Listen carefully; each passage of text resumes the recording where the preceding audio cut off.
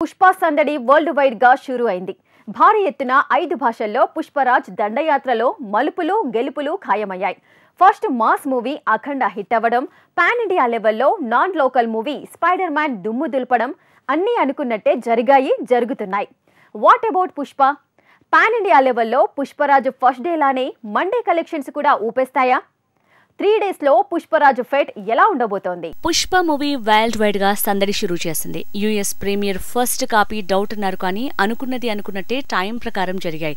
Post production నుంచి first copy వరకు, అలానే సెన్సార్ సర్టిఫికెట్ నుంచి ప్రీ రిలీజ్ బిజినెస్ వరకు అన్ని అనుకున్న టైం ప్రకారమే జరిగాయట. మొన్న అఖండ మాస్ హిట్ తో లెక్క మారింది. ఇప్పుడు స్పైడర్ మ్యాన్ లోకల్ ప్రోడక్ట్ కాకుండా దేశవ్యాప్తంగా హల్చల్ చేయడంతో జనాలు థియేటర్స్ కి క్యూ కడుతున్నారని తేలింది.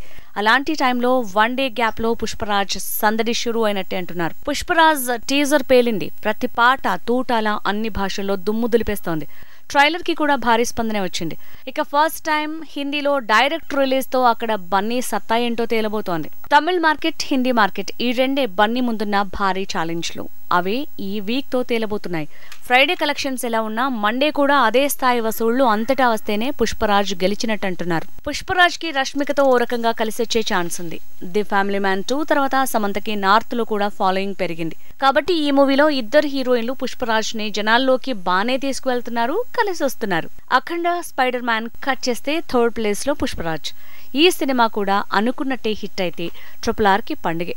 అందుకే బీ టౌన్ నుంచి టాలీవుడ్ టౌన్ వరకు అంతా పుష్పరాజ్ దూసుకు వెళ్లాలని కోరుకుంటున్నారు. పుష్పరాజ్ కూడా అఖండలానే 10 days లో వండర్స్ క్రియేట్ చేసే కలెక్షన్స్ రాబడితే సుడి తిరిగినట్టే. ఇక రాజమౌళి లాంటి డైరెక్టర్ మేకింగ్ లో కాకుండా పాన్ ఇండియా ఇమేజ్ లేని దర్శకుడి మేకింగ్ లో బన్నీ బాక్స్ ఆఫీస్ ని కుదిపేస్తే ఆ క్రేజ్, దానికి దక్కే క్రెడిట్ అంతా బన్నీ అకౌంట్ లోకే వెళ్తుందంటున్నారు.